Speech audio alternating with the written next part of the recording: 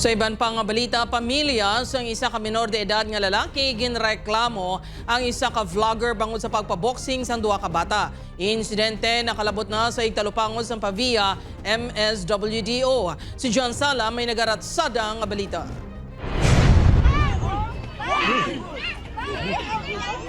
Ini ang mainit nga habuyan na isang inumol sa duwa ka bata nga lalaki Domingo sang hapon sa Barangay Amparo, Pavia, Iloilo.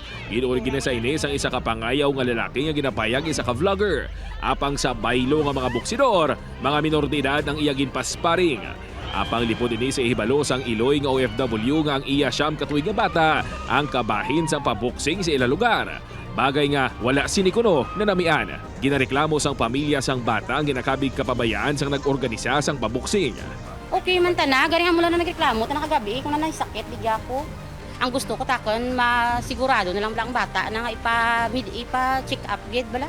At hindi mo man ng impact sa kasumbag-sumbag bala. Aminado man si Ruthsel nga wala ginpilit ang iya po. Dapat kara hindi yung anhon nga mag-intra tanang wait na nakalisensya sa kanamon abi bala.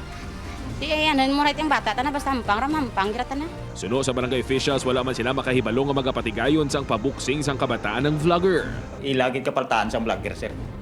Kay kung sa amon niya, balaan taman nga ang bata, hindi mo na pwede pabuksingon nga. Kay dapat may safety gear gin sa itsuram.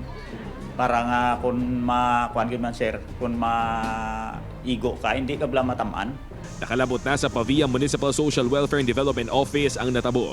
Buwas na tala nga sa pulot sang MSWDO ang tagreklamo kag vlogger nga nagpabuksing sa duwa ka mga bata. Ipatawag ang concern both parties sang sang mga minors naton nga muna.